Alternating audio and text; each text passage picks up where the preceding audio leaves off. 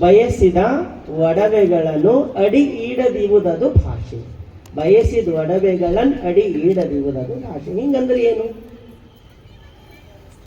ಬಯಸಿದ ಒಡವೆಗಳು ಅಡಿ ಇಡದೆ ಇಡುವ ಭಾಷೆ. ಇದು ಬಿಡಿಸಲು ಹೇಳ್ದೇವಂತಂದ್ರೆ ಬಸವಣ್ಣನವ್ರ ವಿಶೇಷತೆ ಏನಿತ್ತು ಅಂದ್ರೆ ಏನು ಕೇಳ್ತಾರೋ ಒಂದು ಹೆಜ್ಜೆ ಮುಂದಿಡ್ಲಾರ್ದಂಗೆ ಕೊಡ್ತಿದ್ರು. ಅದಕ್ಕೆ ಕಲ್ಯಾಣದಲ್ಲಿ ಪರುಷಕಟ್ಟೆ ಅಂತಿದೆ. ಕೇಳಿರೆ ಎಲ್ಲರೂ ಪರುಷಕಟ್ಟೆ ನೋಡಿರೆ? ಒಮ್ಮೆ ಹೋಗೋಣ ನೋಡ್ಲ. ಹೇಳಿನಲ್ಲ, ಮೇ 23 ಬೀದರ್ಗೆ ಹೋಗೋಣ, ಅದ್ರ ಜೊತೆಗೆ ಕಲ್ಯಾಣ ನೋಡೋಣ, ಹೌದಿಲ್ಲ? ಬಹಳ ವಿಶೇಷವಾಗಿರ್ತಕ್ಕಂಥ ಅಲ್ಲಿ ಒಂದು ಪರುಷಕಟ್ಟೆ ಅಂತಿದೆ.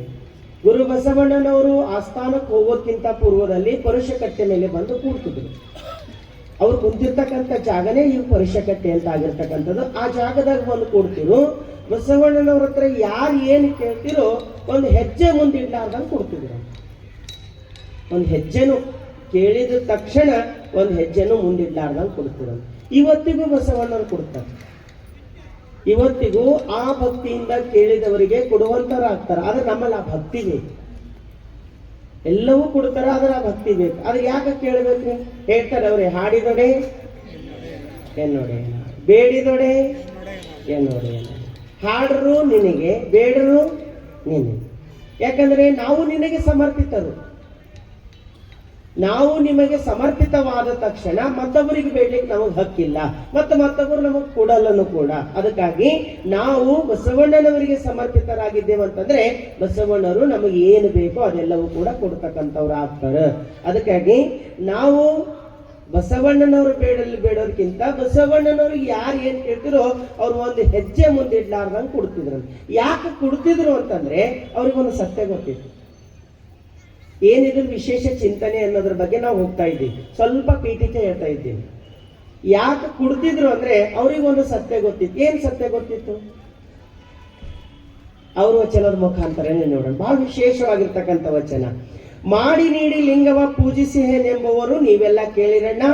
ಹಾಗದ ಕೆರಹ ಹೊರಗೆ ಕಳೆದು ದೇಗುಲಕ್ಕೆ ಹೋಗಿ ನಮಸ್ಕಾರ ಮಾಡುವನಂತೆ. ತನ್ನ ಕೆರಹಿನ ಧ್ಯಾನವಲ್ಲದೆ ದೇವರ ಧ್ಯಾನವಿಲ್ಲ. ಧನವನಿರಿಸದಿರ ಇರಿಸಿದಡೆ ಭವ ಬಪ್ಪದು ತಪ್ಪದು ಕೂಡಲ ಸಂಗನ ಶರಣಂಗೆ ಸವೆಸಲೇಬೇಕು. ಏನರ್ಥ ಆಯ್ತು ಇದರಲ್ಲಿ? ಒಂದು ಸತ್ಯ ಅದ. ಯಾಕೆ ಕುಡ್ತಿದ್ರು ಬಸವಣ್ಣರು ಅನ್ನೋದಕ್ಕೆ, ಯಾಕೆ ಕುಡ್ತಿದ್ರು ಬಸವಣ್ಣರು, ಮತ್ತೆ ನಾವ್ ಯಾಕೆ ಕುಡಬೇಕು ಅನ್ನೋದು ಚಿಂತನೆಯೇ ಇವತ್ತಿಂದು ಬಯಸಿದ ಒಡವೆಗಳನ್ನು ಅಡಿ ಇಡದಿರುವುದು ಭಾಷೆ ಅಂತಕ್ಕಂಥದ್ದು. ಮಾಡಿ ನೀಡಿ ಲಿಂಗವ ಪೂಜಿಸಿಹೆನೆಂಬವರು ನೀವೆಲ್ಲ ಕೇಳಿರಣ್ಣ. ಸ್ಪಷ್ಟತೆ ಕೊಡ್ಲತ್ತಾರ ಬಸವಣ್ಣವ್ರು. ಯಾರಿಗೆ ಹೇಳತ್ತಾರ? ನಮಗೆ ಹೇಳತ್ತಾರ. ಹೆಂಗ? ಹಾಗದ ಕೆರಹ ಹೊರಗೆ ಕಳೆದು ದೇಗುಲಕ್ಕೆ ಹೋಗಿ ನಮಸ್ಕಾರವ ಮಾಡುವನಂತೆ. ಯಾವಾಗ್ಲೂ ಕೂಡ ಸಮಯಕ್ಕೆ ಒದಗಿದ ಒಂದು ಸಾಸಿವೆನೂ ಕೂಡ ಬಹಳ ಮಹತ್ವ ಪಡಿತು. ಸಮಯಕ್ಕೆ ಬೇಕಾಗಿರ್ತಕ್ಕಂಥ ಒಂದು ಸಾಸಿವೆ ಅದಂದ್ರೂ ಬಹಳ ಮಹತ್ವ ಪಡಿತು. ಅದು ಸಮಯಕ್ಕೆ ಅನುಸಾರವಾಗಿ ಸಿಗಬೇಕು. ಆಮೇಲೆ ಸಿಕ್ಕರೂ ಉಪಯೋಗ ಆಗಲ್ಲ. ನಿಮ್ಗೆ ಸುಮ್ಮನೆ ಉದಾಹರಣೆ ಹೇಳ್ಬೇಕಾದ್ರೆ ಉದ್ಘಾಟನೆ ಮಾಡೋದ ಅಂತ ಎಲ್ಲ ರೆಡಿ ಮಾಡಿ ಇಟ್ಕೊಂಡಿರ್ತೇವೆ. ಒಂದು ಬೆಂಕಿ ಪೊಟ್ನ ಸಿಗ್ಲಿಲ್ಲ ಅಂತ ಹೇಳ್ಬಾರ್ದು, ಉದ್ಘಾಟನೆ ಆಗ್ತದ ಸಣ್ಣ. ಆಮೇಲೆ ತಂದು ನಾವು ಒಂದು ಡಬ್ಬಿನೇ ಇಡ್ತೇವ್ರಿ ನಿಮ್ಮ ಮುಂದಂದ್ರೆ ಎದಕ್ಕೆ ಬರ್ತದ? ಒಂದು ಕಡ್ಡಿ ಬೇಕಾಗ್ತದೆ. ಮೊದಲು ಒಂದು ಕಡ್ಡಿ ಸಿಕ್ತಂದ್ರೆ ಉದ್ಘಾಟನೆ ಆಗ್ತದೆ. ಒಂದು ಕಡ್ಡಿ ಸಿಗ್ಲಿಲ್ಲ ಅಂದ್ರೆ ಉದ್ಘಾಟನೆ ಆಗಲ್ಲ. ಆಮೇಲೆ ಇಲ್ರಿ ಮರ್ತೋಗಿತ್ತು, ನಾವು ಬೇಕಾದಷ್ಟು ಈ ಬೇಸ್ ಅಷ್ಟು ತಗೊಂಡ್ ಬರ್ತೀವಿ ಅಂದ್ರೆ ಎದಕ್ಕೆ ಬೇಕನ್ನಿಸ್ತು? ಅವಶ್ಯಕತೆ ಇರ್ತದಲ್ಲ, ಅದಕ್ಕಾಗಿ ಬಹಳ ದೊಡ್ಡದು. ಸಮಯಕ್ಕಾದವರೇ ಸಂಬಂಧಿಕರು ಅಂತ ಹೇಳ್ತಾರೆ. ಯಾರು ಸಮಯಕ್ಕೆ ಆಗ್ತಾರ ಅವರೇ ಸಂಬಂಧಿಕರು. ಸಂಬಂಧಿಕರಲ್ಲ, ಸಮಯಕ್ಕಾಗುವವರು ನಮ್ಮ ಸಂಬಂಧಿಕರು. ಸಮಯಕ್ಕಾದವರು ಹೆಂಗಂತೆ, ನಮಗೆ ಸಮಯಕ್ಕೆ ಒದಗಿದವ್ರು ಹೆಂಗಂದ್ರ ಸತ್ತಿರ್ತಕ್ಕಂಥ ನಮಗೆ ಎಬ್ಬಿಸಿದಂಗ, ಅಂದ್ರೆ ಬಿದ್ದು ಹೋಗ್ತಕ್ಕಂಥ ನಮಗೆ ಕೈ ಹಿಡಿದು ಎತ್ತಿದಂಗ ಆಗ್ತದ. ಅದಕ್ಕಾಗಿ ಬಸವಣ್ಣರು ಏನ್ ಹೇಳ್ತಾರ? ಯಾವುದು ಬೇಕೋ ಅದು ಕೊಡುವ ಭಾಷೆ, ಯಾವ ಸಮಯಕ್ಕೆ ಬೇಕೋ ಅದನ್ನ ನೀಡ್ತಕ್ಕಂಥ ಭಾಷೆ. ಅದಕ್ಕಾಗಿ ಯಾಕೆ ಕೊಡ್ಬೇಕ್ರಿ? ಇದು ಮುಂದೆ ವಿಸ್ತಾರವಾಗಿ ಹೇಳ್ತಾ ಬರ್ತೀನಿ. ಯಾಕೆ ಕೊಡ್ಬೇಕಂದ್ರೆ ಅದರಲ್ಲಿ ವಿಶೇಷವಾಗಿ 3 ಮಾತು ಹೇಳ್ತಾರೆ. ಮೊದಲನೇದು, ಬೇಡಿದ್ದನ್ನು ಕೊಡುವ ಭಾಷೆಯಲ್ಲಿ ಪ್ರಮುಖವಾಗಿ 3 ಅಂಶಗಳು ಯಾವಂದ್ರ, ಬಯಸಿದವರಿಗೆ ಆ ವಸ್ತು ತಕ್ಷಣದ ಅವಶ್ಯಕತೆಯಾಗಿದ್ದರೆ ಮರುದಿನ ಅವರಿಗೆ ಬೇಡವಾಗಬಹುದು. ಬಯಸಿದವರಿಗೆ ಆ ವಸ್ತು ತಕ್ಷಣದ ಅವಶ್ಯಕತೆಯಾಗಿದ್ದರೆ ಮರುದಿನ ಅವರಿಗೆ ಬೇಡವಾಗಬಹುದು. ಇನ್ನು ಎರಡನೇ ಮಾತು, ಅಯ್ಯೋ ಪಾಪ ಸಹಾಯ ಮಾಡೋಣ ಎಂದು ಅನಿಸಿದ್ದು ಕೂಡ ಸಮಯ ಕಳೆದಂತೆ ಮನ ಬದಲಾಗಬಹುದು. ಇನ್ನು ಮೂರನೇದು ಯಾವುದಂದ್ರೆ, ನಾಳೆ ಕೊಡಬೇಕೆಂದರೆ ನಾಳೆ ನಮ್ಮ ಜೀವನದಲ್ಲಿ ಬರಬಹುದೋ ಇಲ್ಲವೋ ಯಾರಿಗೂ ಗೊತ್ತಿಲ್ಲ. ಇದರ ಅರ್ಥ ಏನದಂದ್ರೆ, ಒಂದು ವಸ್ತು ನೀವು ಕೊಡ್ಬೇಕನ್ಸದ, ಅವಶ್ಯಕತೆ ಇದ್ದ ತಕ್ಷಣ ಕೊಟ್ರ ಉಪಯೋಗದ, ಮರುದಿನಾದ ಅವರಿಗೆ ಉಪಯೋಗ ಇಲ್ಲ. ಇನ್ನು ಎರಡನೇ ಮಾತು, ಅಯ್ಯೋ ಪಾಪ ಸಹಾಯ ಮಾಡೋಣ ಅಂತ ಮನಸ್ಸಿನಾಗ ಅನಿಸೋದು, ಆದ್ರೆ ಎದ್ ನಿಂತರ ಮರ್ತು ಹೋಗ್ತದೆ. ಸಮಯ ಹೋದಂಗೆಲ್ಲ ಅದು ಕೊಡ್ಲಿಕ್ಕೆ ಆಗದೇ ಇರ್ಬೋದು, ಅದಕ್ಕೆ ತಕ್ಷಣ ಕೊಟ್ಟು ಬಿಡಬೇಕು ಅಂತ ಹೇಳ್ತಾರೆ. ಇನ್ನು ಮೂರನೇ ಮಾತು, ಇಲ್ಲಿ ಬಿಡು ನಾಳೆ ಕೊಡೋಣ ಅನ್ಕೊಂಡೆವು, ನಾಳೆ ನಮ್ಮ ಜೀವನ ಗ್ಯಾರಂಟಿ ಏನದ? ಅದೊಂದು ನಮ್ಮ ಜೀವನದ ಗ್ಯಾರಂಟಿ ಇಲ್ಲ. ಯಾವ ಸಂದರ್ಭದಲ್ಲಿ ಏನಾಗ್ತದೋ ಗೊತ್ತಿಲ್ಲ. ಅದಕ್ಕಾಗಿ ಕೇಳಿದವರಿಗೆ ತಕ್ಷಣ ಕೊಡೋದಲ್ಲ, ಅದು ಜೀವನದಾಗ ಬಹಳ ದೊಡ್ಡ. ಅವಶ್ಯಕತೆ ಇದ್ದವ್ರಿಗೆ ಪಟ್ಟಂತ ನೀಡುವುದಲ್ಲ, ಅದು ಬಹಳ ದೊಡ್ಡದಿರ್ತದೆ. ಅದಕ್ಕೆ ಬಸವಣ್ಣರು ಹೇಳ್ತಾರೆ, ಮಾಡಿ ನೀಡಿ, ಮಾಡೋದು ನೀಡೋದು ಲಿಂಗವ ಪೂಜಿಸುವೆನೆಂಬವರು ನೀವೆಲ್ಲ ಕೇಳಿರಣ್ಣ. ಇದ್ರಲ್ಲಿ ವಿಶೇಷತೆ ಏನದಂದ್ರೆ, ಮಾಡಿನೇ ಇಲ್ಲ ನೀಡಿನಿಲ್ಲ, ಭಾವ ಮೀರಿ ನಿಂದಿರ್ಬೇಕು ಅಂತ ಹೇಳ್ತಾರೆ. ಮಾಡಿ ನೀಡ್ಲತ್ತೀನಿ ಅಂತಂದ್ರೂ ಕೂಡ ಭಾವ ಬದಲಾವಣೆ ಆಗ್ತದ, ಅದು ನಮ್ಮದು ಅನ್ನಿಸ್ತದ, ಅದು ಅವನಿಗೆ ಅರ್ಪಿಸಬೇಕಾಗ್ಯದ. ಯಾಕೆ ಅರ್ಪಿಸಬೇಕಾಗ್ಯದ ಅಂದ್ರೆ, ಹಾಗದ ಕೆರ ಹೊರಗೆ ಕಳೆದು ದೇಗುಲಕ್ಕೆ ಹೋಗಿ ನಮಸ್ಕಾರ ಮಾಡುವನಂತೆ.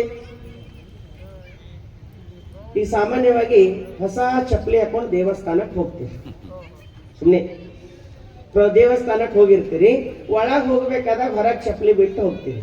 ಒಳಗೆ ಹೋಗಿ ದೇವ್ರ ಮುಂದೆ ನಿಂತಾಗ ನಿಜವಾಗ್ಲೂ ಹೇಳ್ರಿ, ದೇವ್ರ ಮೇಲೆ ಮನಸ್ಸದಾನ ಎಲ್ಲದಾನ? ಎಲ್ಲದ ಮನಸ್ಸು ಚಪ್ಪಲಿ. ಯಾಕೆ ಚಪ್ಪಲಿ ಮೇಲದ? ಅಸಾವವ ಬಿಟ್ಟು ಬಂದಿದ್ದೇವೆ, ಇಟ್ಟು ರೋ ಒಯ್ದು. ನಮ್ಮದು ದೇವ್ರಿಗಂತ ಹೋಗಿರ್ತೇವೆ, ಅದ್ರ ಮನಸ್ಸಲ್ಲಿ ಇಟ್ಕೊಂಡಿದ್ದೆವು ಚಪ್ಪಲಿ. ಇದು ಸಾಮಾನ್ಯ ಉದಾಹರಣೆ. ಇದು ಜೀವನಕ್ಕೂ ಕೂಡ ಹಂಗೆ ಅಪ್ಲೈ ಆಯ್ತು. ಅದಕ್ಕೆ ಇಡಗಾಡ್ರಿ ಅಂತ ಹೇಳ್ತಾರೆ. ಇಟ್ರಂದ್ರ ಬರೆಯಬೇಕಾಗ್ತದೆ. ಏನ್ ಇಡ್ತೀವೋ ಅದಕ್ಕೆ ನಾವು ಬರಲೇಬೇಕಾಗ್ತದ. ಅದಕ್ಕಾಗಿ ಇಡೋದು ಬೇಡ, ಅರ್ಪಿಸ್ಬಿಟ್ಬಿಡು ಅಂತ ಹೇಳ್ತಾರೆ.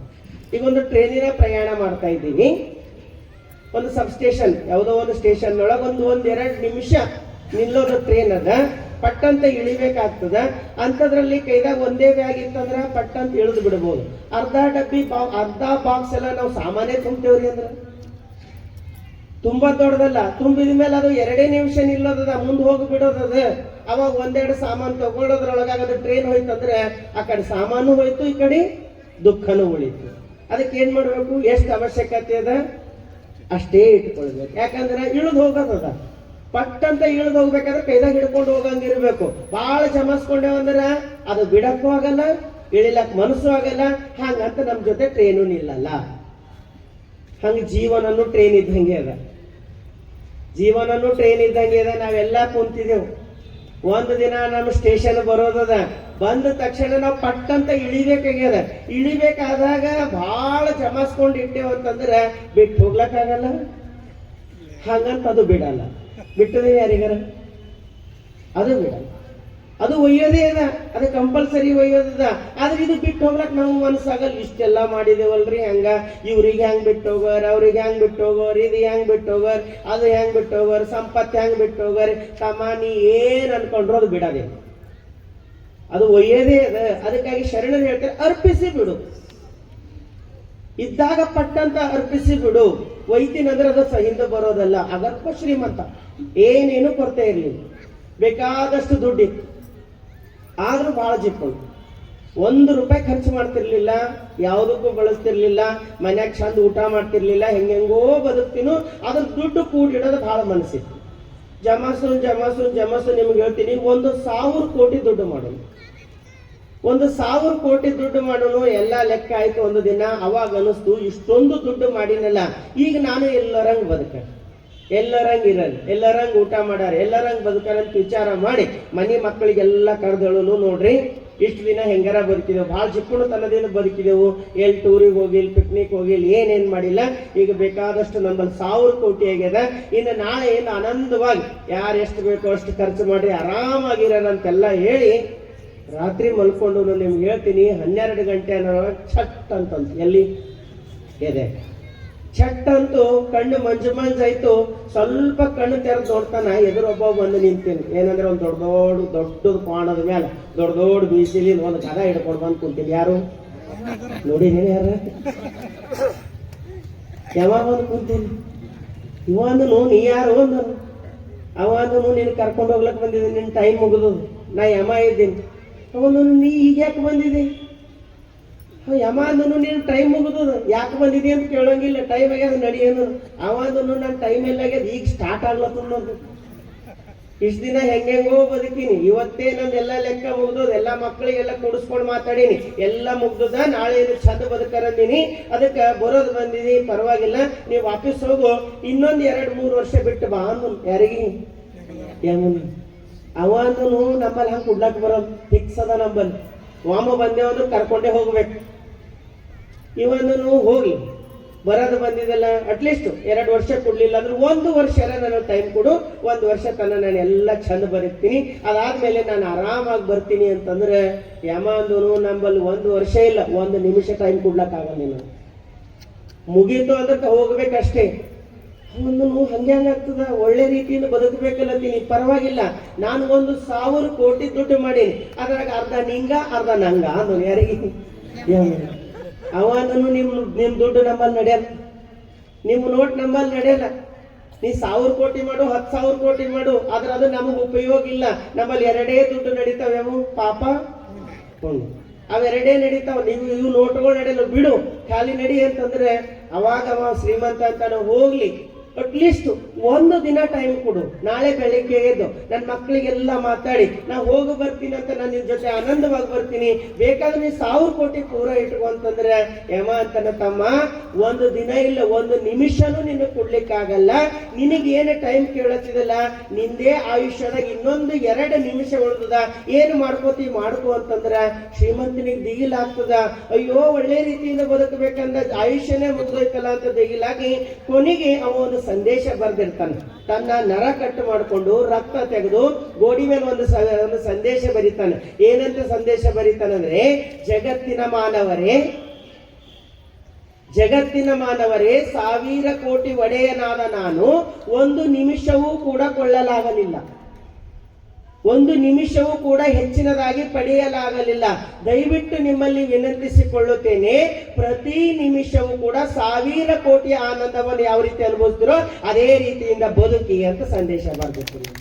1 ನಿಮಿಷನೂ ಕೂಡ 1,000 ಕೋಟಿ ದುಡ್ಡಿನಷ್ಟು ವ್ಯಾಲ್ಯೂ ಕೊಡಬೇಕಂತ. ನಮಗೆಲ್ಲದ ಹೇಳಿ, ಎಷ್ಟು ದಿನ ಬರ್ಲತ್ತವೋ, ಎಷ್ಟು ದಿನ ಹೋಗ್ಲ, ಯಾವುದು ಹಿಂದೆ ಬರಲ್ಲ, ಸಂಪತ್ತಿಂದ ಬರಲ್ಲ, ದುಡ್ಡು ಹಿಂದೆ ಬರಲ್ಲ, ಯಾವ್ದು ಹಿಂದೆ ಬರಲ್ಲ. ಅದಕ್ಕೆ ಬಹಳ ಚಂದ ಹೇಳ್ತಾರೆ ಬಸವಣ್ಣನವರು, ಕಾಲಾಗ್ರಿ ರುದ್ರನ ಮೇಳ ಪವನರಿಯರು ಕಾಳು ಬೇಳು ಎನ್ನುತ್ತಿಪ್ಪರಯ್ಯ, ಕಾನನ ದಡವಿಯಲ್ಲಿ ಕಿಚ್ಚು ಬೇಳುವೆಯಾಗಿ ಮಿಕ್ಕಡೊರಲುವ ಬಳ್ಳುವಿನಂತೆ ಇಪ್ಪರಯ್ಯ. ಮನುಜರು ನರವಿಂದ್ಯದೊಳಗೆ ತತ್ಕಾಲ ಪ್ರೇಮವನರಿಯದೆ ವಿಭವಕ್ಕೆ ಮಾಡಿದವನ ಭಕ್ತಿ, ಇರುಳು ಸತ್ತಿಗೆ ಹಿಡಿಸಿಕೊಂಡಂತೆ ಕೂಡಲ ಸಂಗಮ ದೇವ. ಇಷ್ಟು ಚಂದ ಹೇಳ್ತಾರೆ ಗುರು ಬಸವಣ್ಣರಂದ್ರೆ, ಕಾಲಾಗ್ನಿ ರುದ್ರ ಮೇಳಾಪವನರಿಯರು ಕಾಳು ಬೇಳು ಎನ್ನುತ್ತಿಪ್ಪರಯ್ಯ. ಕಾಲಾಗ್ನಿ ರುದ್ರ ಮೇಳಾಪ ಅಂದ್ರೆ ಏನು? ಮೃತ್ಯುವಿನ ಹಿಡಿತ. ಕಾಲನ ರುದ್ರನ ಮೇಳಾಪ ಅಂದ್ರೆ ಮೃತ್ಯುವಿನ ಹಿಡಿತದಲ್ಲಿ ಎಲ್ಲರೂ ಒಳಗಾಗಿದ್ದು. ಎಲ್ಲರೂ ಜೀವನ ಹೆಂಗದ ಗೊತ್ತಾ? 1 ಕಾಲ್ ಆ ಕಡೆ ಅದ, 1 ಕಾಲ್ ಈ ಕಡೆ ಅದ, ಮಧ್ಯದಾಗ ನಾವು ನಿಂತಿದ್ದ, ಅದ್ರ ಮರ್ತೋದು. 1 ಕಾಲ್ ಆ ಕಡೆ, 1 ಕಾಲ್ ಈ ಕಡೆ, ಮಧ್ಯದಾಗ ನಿಂತಿದ್ದು. ಅದಕ್ಕೆ ಬಸವಣ್ಣ ಹೇಳ್ತಾರೆ, ಹಾವಿನ ಬಾಯಿಯ ಕಪ್ಪೆ ಹಸಿದು ಹಾರುವ ನೊಣಕ್ಕೆ ಆಸೆ ಮಾಡುವ ಹಾಗೆ. ಹಾವಿನ ಬಾಯಿ ಒಳಗ ಕಪ್ಪೆ ಅದ, ಅದು ಸ್ವಲ್ಪ ಇದು ಮಾಡ್ರ ನುಂಗೆ ಹಾಕ್ಬಿಡ್ತದ ನಾವು, ಆದ್ರೆ ಅರ್ಧ ಹೊರಗದ ಅರ್ಧ ಒಳಗದ. ಆದ್ರೆ ಆ ಕಪ್ಪಿ ಏನು ಮಾಡ್ಲತ್ತ ಅಂದ್ರೆ ಎದುರು ಹಾರ್ತಕ್ಕಂಥ ನೊಣ ಬಯಸ್ಲತ್ತದ, ಎದುರು ಹಾರ್ತಕ್ಕಂಥ ನೊಣ ತಿನ್ಬೇಕಲ್ಲತ್ತದ.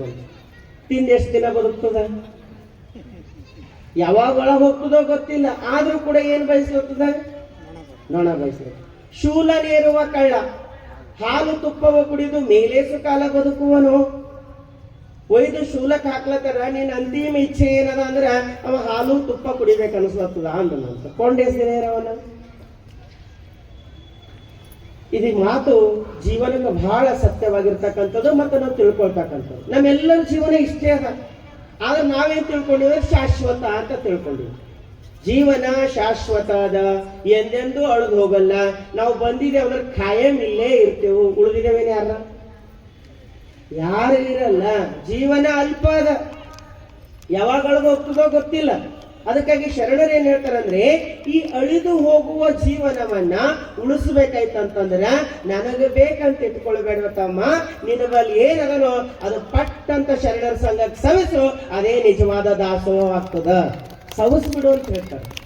ಇಡ್ಲಾಕ್ ಹೋಗ್ಬೇಡ, ಇಟ್ಟಂದ್ರ ಮತ್ತೆ ವಾಪಸ್ ಬರ್ಬೇಕಾಗ್ತದೆ. ಕಾಲಾಗ್ನಿ ರುದ್ರಾಪ ಮೇಳವನರಿಯದವರು ಕಾಳು ಬೇಳು ಎನ್ನುತ್ತಿರ್ಪರಯ್ಯ, ಕಾನದಡವಿಯಲ್ಲಿ ಕಿಚ್ಚು ಬೇಳುವೆಯಾಗಿ ಮಿಕ್ಕಡೊರಲುವ ಬಳ್ಳುವಿನಂತೆ ಇಪ್ಪರಯ್ಯ.